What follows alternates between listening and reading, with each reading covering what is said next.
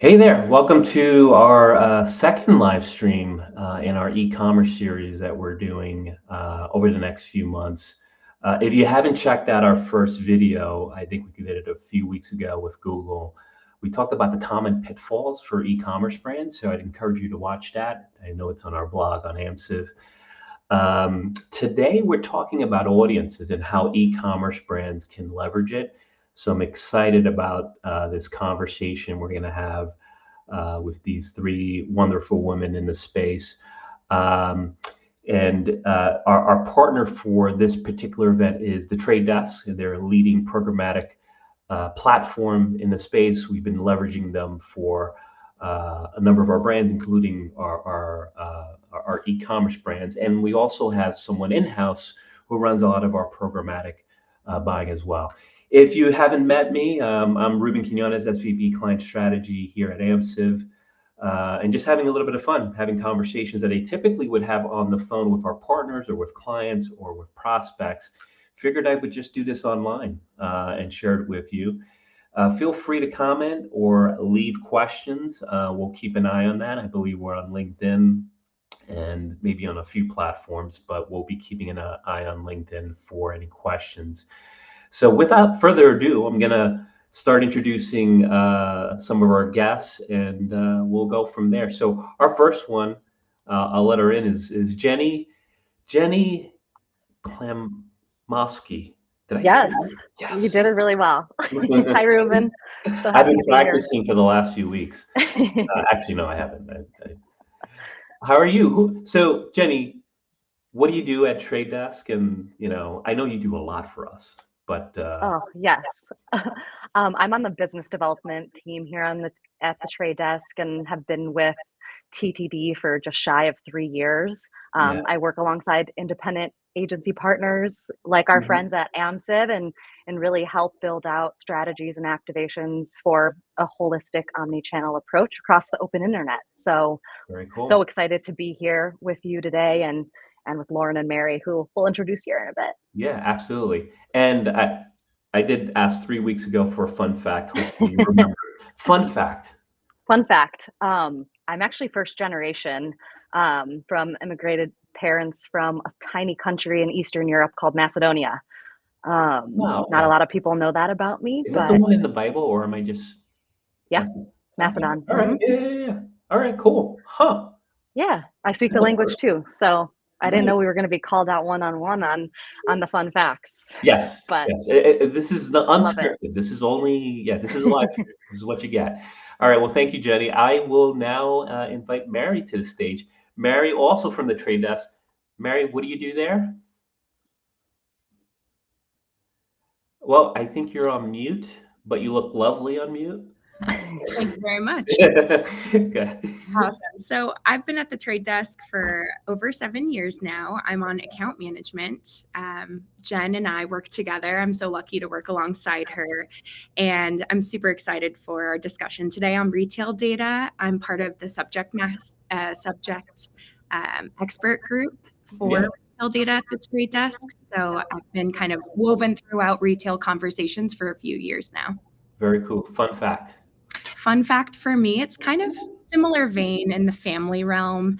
Last year, I went on an awesome European vacay with my partner, Greg, and I got to meet my extended family in the Basque region of Spain in the Pyrenees Mountains.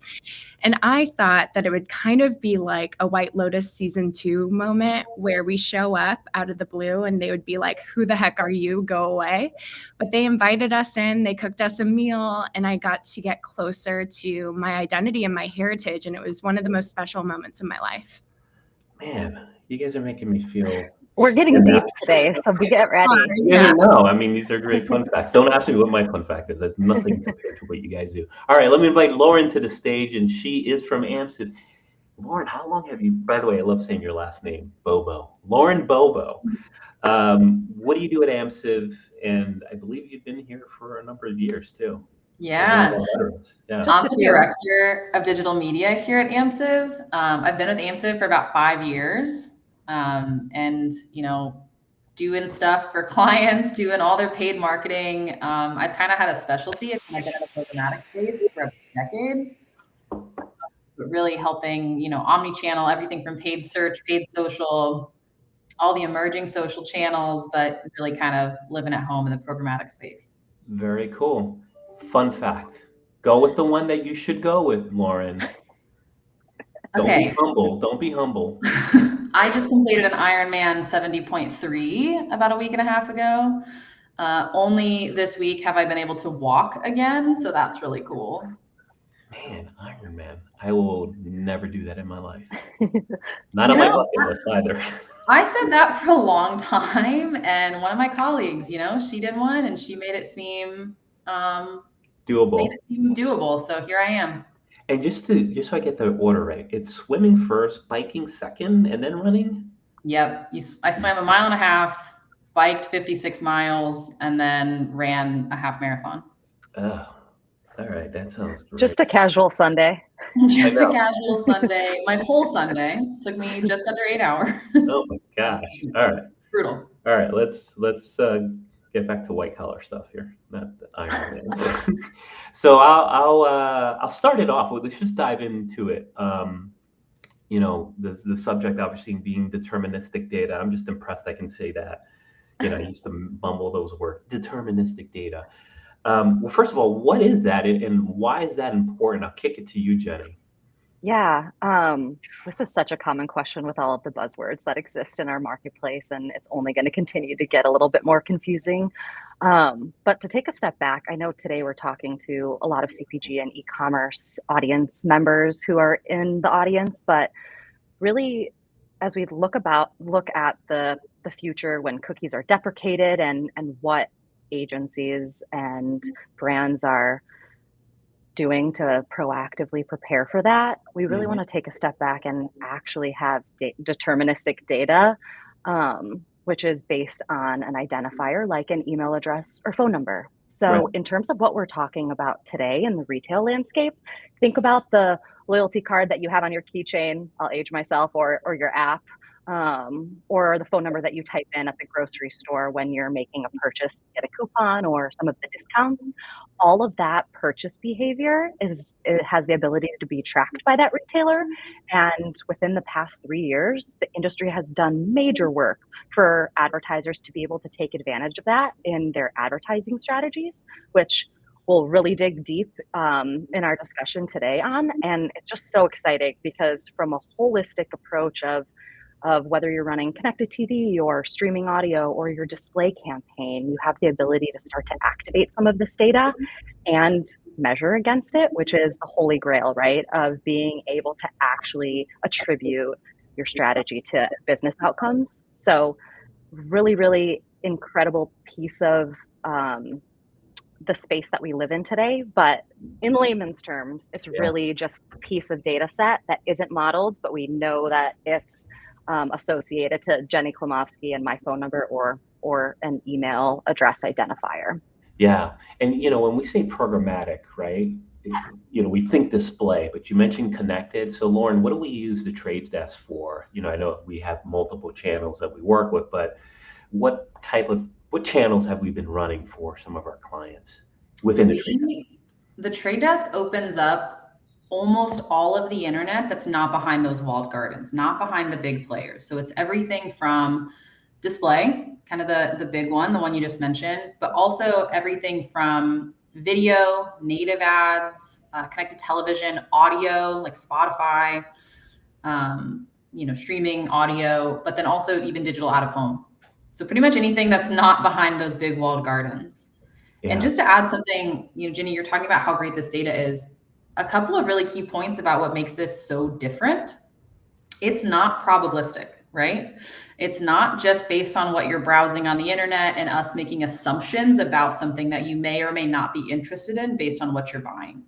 It's based on actual determined signals. We know you're purchasing these things. We know you have previously purchased this plus this, which means you're probably going to purchase this next, versus just the probabilistic data of, okay, well, you're starting to browse websites related to baby clothes. Maybe you're in market for baby clothes versus you purchased baby clothes. Right. Very different. Yeah, that's so true. And also, I would have to add in that it's completely future-proofed, which is so important, knowing that we are on the horizon and the precipice of identifiers being adjusted in the ecosystem. Cookies may or may not go away, but we are planning for them to go away because they are not as reliable as a deterministic signal like an email address, a phone number, etc. So it's an excellent way to set up for success in the future marketplace of identifiers. And I want to make a note. It's not just the solutions you guys have internally. We also have been leveraging it in uploading our own audiences. Yeah, that's a great point. So advertisers, it's really important to start thinking about how you're future-proofing your own data set. Sometimes for CPG and e-commerce brands, it makes sense to use site data or collected first-party data. And then other times, it's a great idea to branch out in your strategy and tap into another reliable data source that might align with your target audience, like retail data. Yeah. So that's good to know. It's like you can kind of leverage your own audiences, coupled with some of the platform-centric audiences that you guys bring to the table, such as the retail data marketplace, if I'm saying that correctly, right? Yeah, exactly right.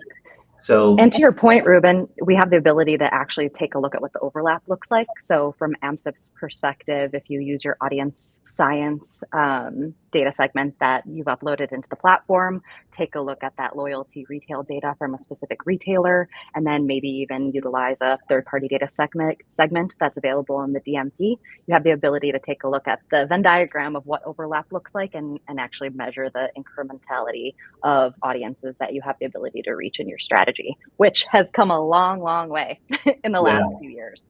So I know we just talked about a lot of the topics we're going to discuss, but I know. Well, I told you this wasn't going to be scripted. We were probably going to be bouncing around, but you mentioned audience science, and maybe that's worth another topic down the road. We do have a solution that is modeling off of your best customers here at Amsive, but we've been leveraging that and kind of uploading that to the Trade Desk. Let's talk about your retail data marketplace on, I guess, what makes it unique. Walk me through that, Mary, if you will. Yeah, I would love to. Yeah. So I would say, in general, what makes the Trade Desk marketplace unique is our global perspective, as well as our specific departments that day in and day out, their objective is to build rapport and relationships with our ecosystem partners and bring in differentiated capabilities and opportunities through partnerships like retail. Right. So when thinking about that continuous investment from the trade desk, really that's just setting up our buyers in platform with the opportunity to tap into these super premium access points like retail data, but not just limited to retail data. There's also like inventory partnerships for connected TV. We have a robust marketplace quality team that ensures that is checked off. But when thinking about our marketplace for retail data, we are emphasizing partnerships with retailers that span across various different verticals. And we are also trying to work with our retailers to continue evolving their capabilities in alignment with what our buyers want to utilize. So whether that's additional syndicated audiences and then translated later into custom audience opportunities, or maybe it's integrating within our, we have a combined measurement solution called our Retail Sales Index, which has a few retailers as part of. And it's awesome to see when additional retailers get added to that. So I would say just that glowing global footprint of access and capabilities is a major differentiator for our marketplace. And then when thinking about, well, what does that mean for our buyers and how they use retail? There's really two buckets, and they can be used isolated or together. There's audiences from retail data, and then there's the measurement component. When thinking about a pure e-commerce brand where they're selling from their site specifically, they're likely not going to use measurement from a ROAS standpoint because they're not sold in a Walmart or they're not sold at Albertsons, for example. Yeah. But use Walmart's really rich lifestyle, life cycle category segments, same with Albertsons, Home Depot, et cetera, to be able to tap into an aligned target audience from a reliable data signal, and then couple that with other audience targeting strategies to really bolster their impact in ad delivery. So Mary, you mentioned, you dropped a few names there. So I just want to make sure these are partners that you walk me through that a little bit, because you mentioned Walmart, Albertsons. How do you work with them, and how is that unique or of value to, a potential e-commerce brand? Yes, yeah. So as I mentioned, we have a global footprint. We work with global retailers, and that's a really special kind of position to be in, because we have advertisers and agencies that we work with that have a global presence, and it's important to be able to tap into the right data sets. When thinking about our marketplace, we have various categories of retailers available. So from the grocery standpoint, we work with Instacart, but Instacart also spans across multiple categories, I would say. We have Kroger, we have Mayhair, we have Albertsons, Dollar General for more regional plays. There's a lot of amazing aspects. And then what I would say, and we can kind of get into this later on more like tactical, how do we do it? Cast a wide net. There's not a lot of overlap of identifiers between these retailers, because if you think about your own consumption, there's a lot of loyalty. But you can find users that might be really interested in your product or service when you're not sold at that retailer, but maybe their behavior is in alignment with your product, to really grab that incremental reach and make a bigger impact for your bottom line. And one thing to add here too, Ruben, sorry. No, notoriously, these retailers that Mary had mentioned used to monetize their inventory on their site, right? So you'd go to walmart.com and you'd get a sponsored post and you're already on the site ready to make a purchase. What has really changed since COVID and the online purchase behavior that consumers have really driven forward since COVID is now being able to activate that data in other areas, right? So you're running a connected TV campaign through Hulu, through the trade desk, and you can start to apply this data in areas like that. So it's really, really something that has evolved in the marketplace, and to Mary's point, isn't just limited to the retailers anymore. Or the And retailers' website. Go ahead. you get to access it all in the same spot, right? Yeah. It used to be that for both agencies and for brands doing their shopper marketing, you had to go to Walmart to use this data. And then you had to go to Kroger to use their data. And then you had to go to Dollar General to use their data. Whereas now you can sit in this one seat in your existing seat and access all of the data under one house to get that fuller picture all at once. How new and recent is this? Because yeah, you're right, Lauren. You'd have to go direct to get any of this type of data. Go ahead, Jenny. All within the last few years, within the last 3 years, I'd say. And one big piece is those budgets at agencies or brands used to be separate, right? Brand budgets and shopper budgets, and now they're starting to mesh together. And it's such a beautiful thing to make each and every invested dollar work towards an actual sale or level of increased brand awareness or whatever the KPI may be for that particular brand. Yeah. So Lauren, I'm wondering, when we set these up, I guess it might be client dependent, right? Do we almost structure this into different campaigns by retailer to measure performance, or is the combined approach better because you get better reach and efficiencies? It's more that combined approach, casting that big wide net, trying to capture, data from all the retailers from the targeting perspective, but then also on your reporting side, when you're tracking, UPCs and SKUs, making sure that you are tracking everything that's being sold, maybe not just the hero product that's being promoted at the time. Gives you that full picture, right? Is then there an opportunity, again, maybe because I'm clouded by how we build search campaigns, would you refine that over time and then start, optimizing against some of those? Absolutely. Okay. That's almost, from my perspective, the retail data is so cool. So cool that we can get this data. So cool that we can target these people based on what they're shopping for. So cool that we can do it all in one seat. So cool that we can do television ads based on how somebody's shopping in Walmart. That's amazing. But the best part about all of this is you get the closed loop reporting. You can tie back sales within these retailers to your ads. So you can say all the way down to saying these ads, this geo, this frequency, this setting, this inventory is what's driving sales, which is what allows us to optimize those campaigns better and allows us to become so much more efficient and so much quicker versus, 5 years ago, you'd get a report at the end of the month that said how many of sales happened overall in these retailers, and you kind of had to draw conclusions based on what changed in the month. Whereas now we're getting this closed loop reporting that is so accurate and so much more efficient.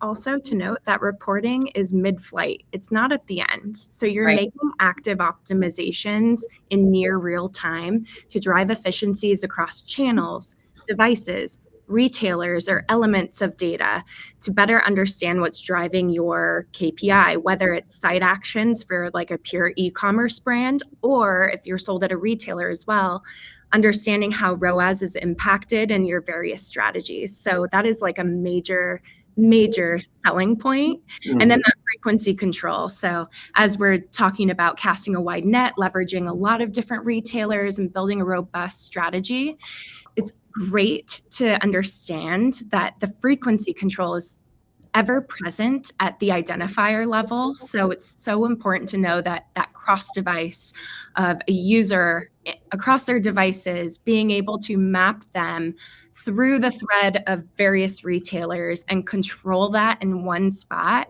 is just an excellent way to not only drive better brand affinity from consumers that are not over exploited to ads from a brand, but also to make your marketing dollars work smarter. You can pull levers to ensure that you're driving performance.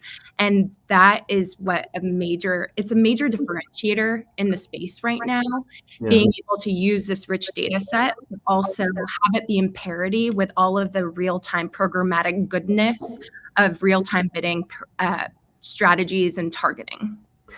And frequency is so important, what you're talking about, Mary, with what Jenny, you were just talking about.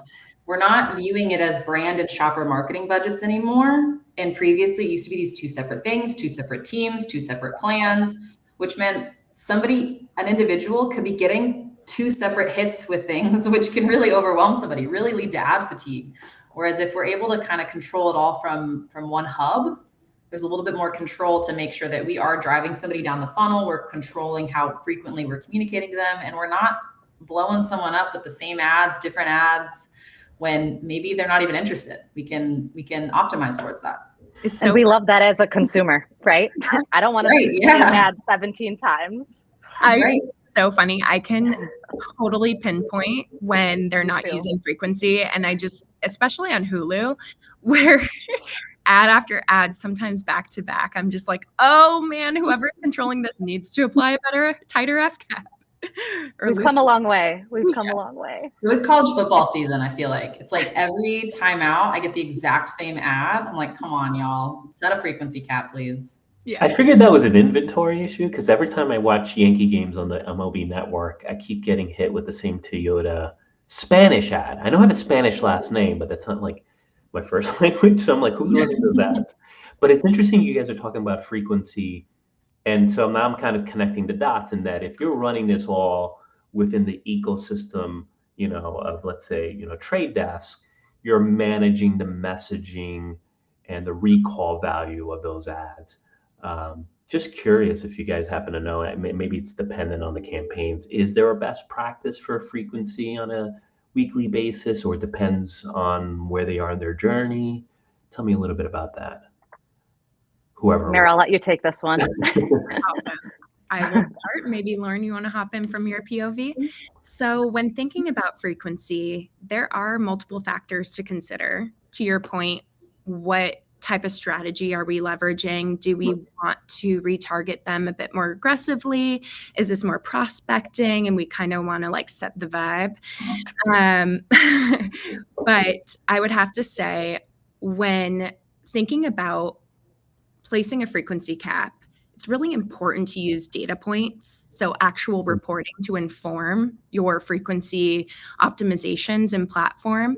And so what I would suggest is setting a pretty standard frequency cap, maybe 3 ads per 8 hours to start. And then once live and data starts flowing into the platform, pulling a frequency report to better understand at what level of frequency should I be leveraging in this campaign and this strategy to have the most impact on driving my KPI forward. And those are signals that we receive quite easily to understand how conversion rate comes into play at certain frequency thresholds. So it's an optimization lever. I would have to say it's not necessarily set it and forget it. It's a really important aspect to consider when traders are looking at reporting and making sure that they're set up for success and monitoring with success too.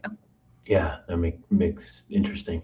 Yeah, well, not to get into the rabbit hole of frequency, but that, probably do a whole topic on that. Is what is the right frequency level on social display, etc. Yeah. So this next question I have is around, how we leverage signals for, creating more personalized marketing campaigns. So specifically, predictive and or life stage signals. Number one, what does that mean? And then how do we leverage that or use that for more personalized marketing campaigns? I'll go to you, Jenny, for that. Yeah, I'll pop in on this one. I think there's no better understanding or visual to this is, and everyone on the call is going to take a timeline of my life here in the last 15 years and really just to help better understand what it means when we're talking about life stage or life cycle and how we can actually leverage these from an advertising perspective. But if you take a look at Jenny, the last 15 years, go back 15 years ago and I was buying twin extra long sheets for my dorm and maybe fast food because I was in college and limited on budget there.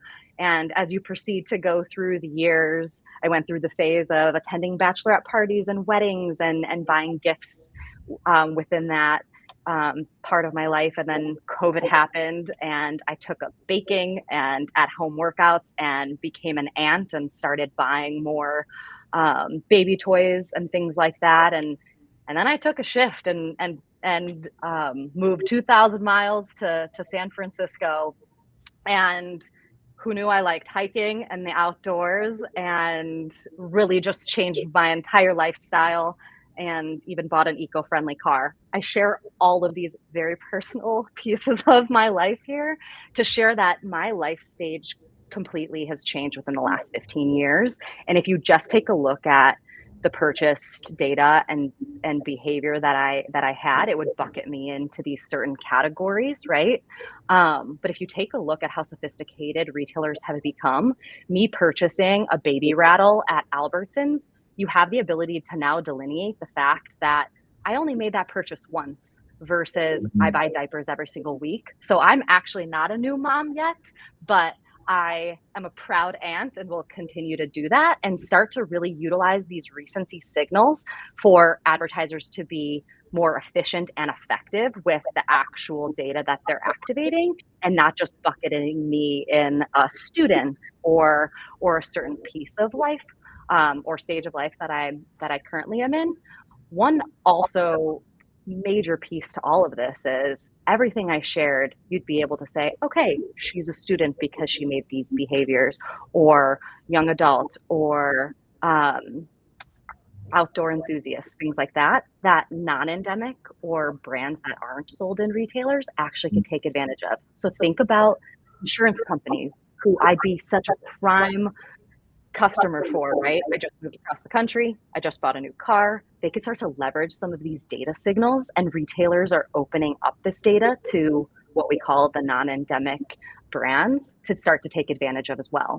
So it's really cool for this data to be able to be activated, not only for brands that are sold in stores, but really all advertisers that are trying to utilize an identifier that's based on purchases and actual behaviors that are linked to me, right? This comes back to I gave my phone number to this retailer, and now it's starting to be activated against. Yeah, you brought up that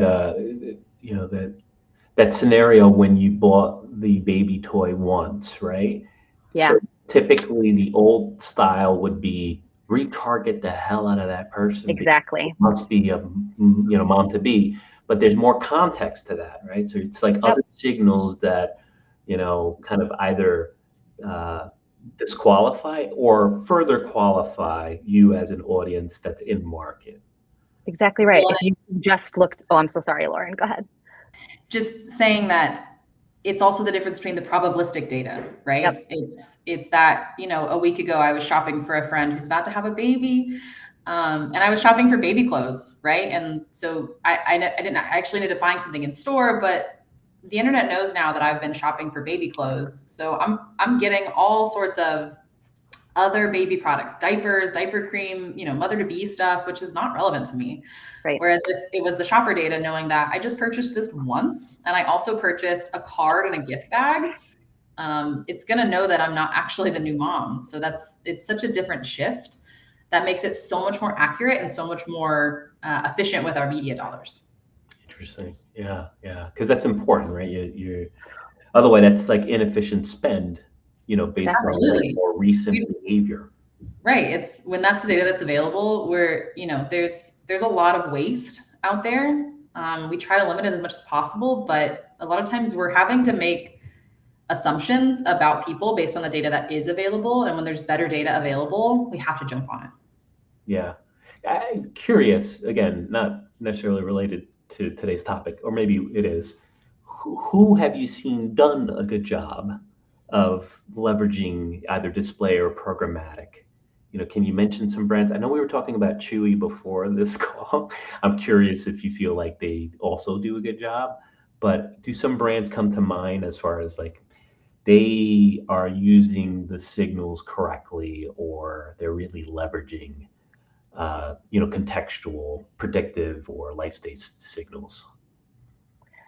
I won't say it's any specific brands in Yeah. our discussion today, but I think just brands that have the appetite to start to test some of these signals and really give credit throughout the entire journey, right? Like we have to put ourselves back into the consumer shoes, because at the end of the day, we are all consumers, and we don't just read ESPN articles, right? Or use one channel. So when we talk about that path to conversion, right? Like I was watching the Summer House finale last night on Bravo, and you're learning so Sorry, much I guess about I'm me. from I an hope you older, know that. I'm from an older generation. What is that? What's the name of Really it? thing. I could talk about this for an hour. Summer So House? my Well, we're running out of reality show. Is that a we're reality running out show? of reality. We're running out of reality. Add it to the list, Ruben. It's a good one. Add it to the list. Is But it like the whole point being, MTV Cribs or no? What was that? Kind Real of. it's Life? just a bunch of friends that go to the Hamptons and have a really good time, but it's Yeah, that's like the MTV Jersey reality. Shore. Whatever. Real world, exactly. Hey, It's just Real World, like that real one, that world. one. Okay. Yeah. Lost my train of thought, but yes. Sorry. I'm very I good was at that. watching that through my streaming service last night, and then on my walk to work this morning was listening to a podcast, and then may have converted. I just recommend all brands that are listening to this, and just in general, really, we have so much data at our fingertips, and gone are the days of using like the last touch attribution. So just being open-minded to testing data sets like this, and really using these data-informed decision points throughout the entire consumer path, to be more efficient with their buys, because as we know, each dollar needs to be associated to a conversion, right? Now more than ever. And that's what we're really seeing the most successful brands really leaning into, and being, and just understanding what it's like to actually be a consumer versus just giving that last touch attribution. And with that, not just like we talked about earlier, not just the shopper marketing, not just that low funnel conversion driving play, but tying it all together, right? There's been so many studies that when you tie it all together, when we're hitting these people across upper funnel awareness driving channels and engagement lower funnel channels, they convert better, they buy better, they're buying more when we do it all together. And frequency goes down. Like what we were talking about earlier, we have all of these data points to say we actually only need to reach them 3 times, Ruben. Turn it off after that, right? Right. Sorry to cut you so off. Much more to do. So passionate about it. Yeah, we all are, right? That's why Ruben called us. Yeah. There's so much more efficiency to be created, but it's all about doing it smartly, doing it in a holistic strategy. We can't just go on the bottom of the funnel. It's not how we play anymore. It has to be a holistic omni-channel strategy to hit people no matter what stage of the funnel they're at. And we've got the data to prove that works better. Very cool. Mic drop after that. Mic drop. That and watch Summer House. No, this is not an ad. This is not an ad for Summer House. Yeah, well, we're looking for sponsors, so Summer House. Let's talk about, for our omni-channel or, retail clients, that have to kind of link digital touch points between in-store sales. Maybe Lauren, you could speak to, how do we link those touch points, in-store sales and online digital behaviors, and how do we use that for like campaign optimization? Absolutely. It's everything we've been talking about, right? We get that loyalty card data. It's tied to an identifier. That's not a cookie. So as cookies, may or may not go away. We don't care. We don't need you. But we get these unique identifiers that we're able to connect to ads that are served. We're able to tie impressions to that loyalty card data, to those unique identifiers. And then once we've matched that based on the exposure, we're able to then report on the performance. Tongue twister there. But this allows us to then make those optimizations. It allows us to find efficiencies. It allows us to eliminate waste. It allows us to say, okay, they're not shopping on desktop. Let's stop serving ads there. They're not shopping after 10 p.m. They're not purchasing, in certain states, certain demographics, certain segments of this audience. They're not shopping when they see an ad on XYZ streaming service. We're able to make these surgically precise optimizations that lead to greater efficiencies. Right. And so I guess maybe in the same vein, Mary, I'll kick it over to you as far as, how do we incorporate, let's say, sales data to kind of give us, more of a view into the performance of the campaign. Talk a little bit more about how do we measure performance? Absolutely, sure. So I feel like I already hit on this a bit earlier, but just to emphasize the importance of close to real-time data points as well as mid-flight opportunities to optimize, that is the major differentiator that really drives forward towards reaching KPIs and goals. So whether it's a media KPI or it's an actual sale, having that data in platform in one space to pull levers to optimize towards the best performing elements, that is a major differentiator and such a great way to harness the power of retail audience data in tandem with the measurement aspect. So you can tap into both of those together. You can just use audience data, maybe the retailer you're not selling your product in. So it might make sense to focus on those media goals, maybe driving to site.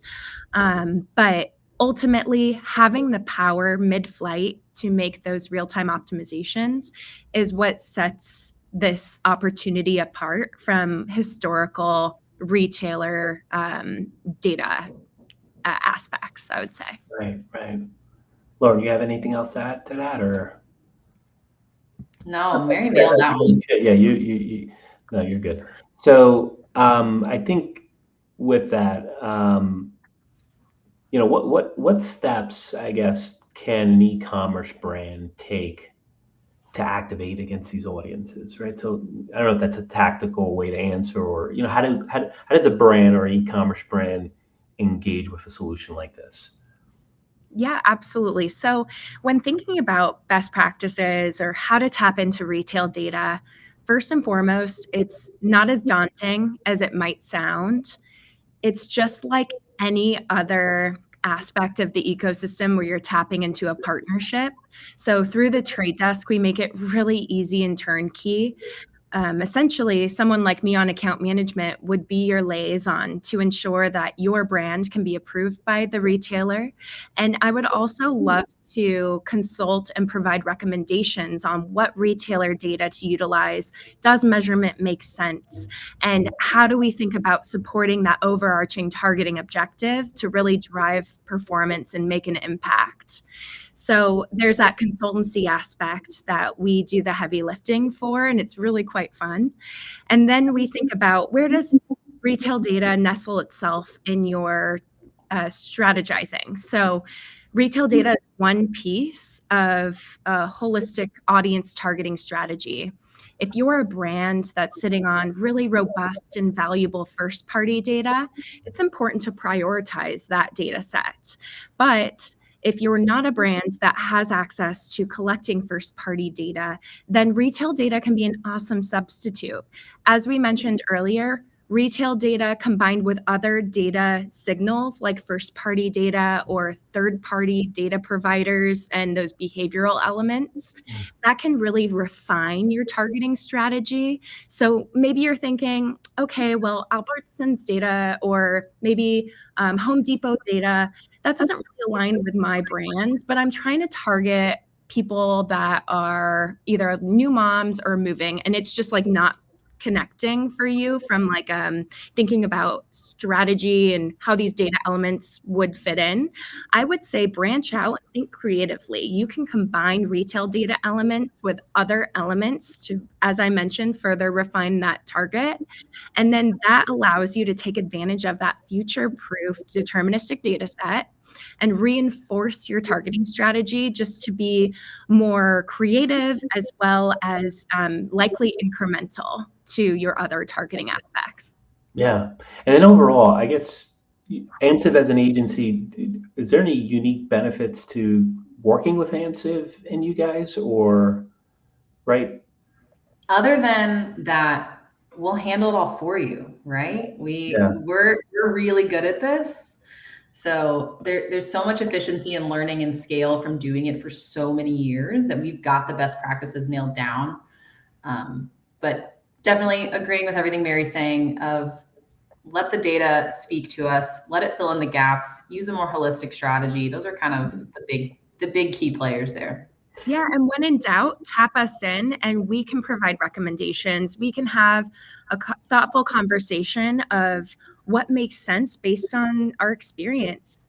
I'm lucky to have gotten into the retail data space a bit earlier. So I worked with a shopper marketing agency out of Detroit, and I jumped in on the deep end right at the beginning of all of our partnerships. And it was quite scary for me. But once I figured out all the kinks and I created some best practices to help everyone internally and my clients, it was an awesome way to feel confident about how to use the data and then how do we evangelize it. So if my agency partner, let's say it's Amsive, if you are trying to sell it into your client, we can be the ones to help support you in those discussions based on what we've seen work, not work, where we think you can go with a more of a vision and kind of like a crawl, walk, run stage with using retail data and bringing that into the fold. Like there's so much opportunity and it's so fun to think about advancing and sophisticating your buying versus doing the same media plan over and over, expecting a different result. Yeah, I will say, peripherally, I see emails just in my portfolio of accounts, and it's almost a daily email between our folks at Amsive and you guys. So, I mean, it's a pretty well-oiled machine. Yeah, we're just an extension of your team, really. Yeah. Lauren's on speed dial. Yeah, there's so much, but that's the beauty of it, right? It's not a vendor agency relationship; it's a partnership, and we're all in it together. And Mary, you've got so much experience. We've got so much experience, and it's so fun to bring it all together because we've got the learnings. That's part of the beauty of working with partners like Amsive or the Trade Desk. Is we're looking at a lot of things. So we're getting to see those macro trends, we're getting to see micro trends, and that allows us to just be smarter with how we do things. And your goals are our goals. So the Absolutely. objective aspect of our partnership is all boats rise. And I've always enjoyed working at the Trade Desk for that aspect. Like ethically, I feel like I can sleep at night, which is great. And working with agencies and learning various portfolios and different verticals, it's just so exciting to be able to figure out creative solutions and tapping into advanced opportunities. Totally, again, maybe unrelated question, but just because connected TV is so hot and I think we have a topic coming on that maybe in the next month or two, but just curious, as you guys see a lot of accounts, the shift of linear, the influx of connected TV, paint the picture of what is that looking like? And I know that's maybe not isolated to e-commerce brands, but are you seeing the impact over the last few quarters of money just flowing in from linear? I could take this one. Absolutely. The pendulum has swung and you now can reach more people through streaming services than you can through linear. And when you have the ability to overlay data, informed decisioning on top of that, right? Like use data to target the right individuals at the right time and ensure that you're not wasting budget. What better way to do that than through connected TV? But Ruben, to your point, you see the Disneys of the world, the Netflixes of the world that are now creating ad supported levels that they're trying to monetize because they have seen that shift. Trade Desk was just announced the partnership with Netflix where we'll start to see some of that inventory pipe through programmatically. It's really just another way that Trade Desk has invested in our vehicle on behalf of our partners like Amsive to give you access to the most robust inventory that's professionally produced in the connected TV space. But just think about how we watch, right? Bring it back to the consumer perspective. Like I'm streaming on Peacock now. The Olympics are going to be streamed on NBC's app and Peacock. So all of these really high value events are starting to move to the streaming space, and you're going to see brands that haven't jumped on the bandwagon really need to start doing that to be able to reach their audience in the most appropriate way. Yeah, that's great. So I think we're having some common issues on our LinkedIn post, so I don't think any questions are going to come through. But I will encourage you, if you're seeing this video later on and you want to ask a question, we'll keep an eye on it later on. This should be live, not live, but recorded later on. So this was great. Gosh, this went by very quickly when you're having fun, I guess, and answering questions like this. So maybe I'll go around the room, the virtual room, and if there's any parting thoughts, in particular for e-commerce brands, before we conclude, and or it could be another fun fact, whatever you want to say. So I'll start with you, Mary. We'll start with you. Yeah, of course. Well, thank you so much for having us join today. It's definitely a passion topic for Jen and myself and Lauren, I'm sure. So thank you so much. And when thinking about just like final words, final takeaways, as I just mentioned, you're not in this alone, and it's not a really tricky or difficult world to navigate. I would say tap in your partners that you trust to be able to consult and work with you on strategy and how to implement retail data, whether you're sold at the retailer or whether you just want to use this really valuable data set. So I would just say tap in the folks that you trust, like Jen and I, Lauren, your agency partners, your tech partners that have access to the marketplace. And then from there, we can continue to kind of evolve the conversation on what strategies could look like and what the impact would look like too, based on each brand that you want to bring into the retail data space. Very cool. All right, Jenny?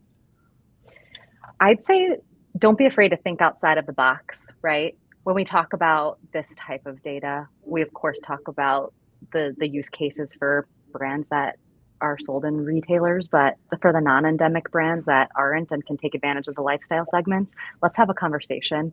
This space we're in is ever evolving every single day, and there's new hot things on the market that become available.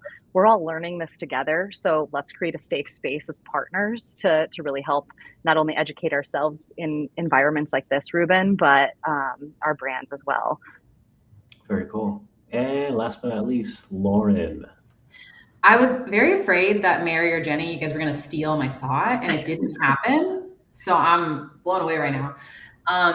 My last closing thought is cast a wide net and let the data tell you where to go next. We all have assumptions. We all can make these assumptions. We can assume things about what we think we know about our market, and the data can tell us otherwise. I don't know how often I am surprised by data, but it is so frequent.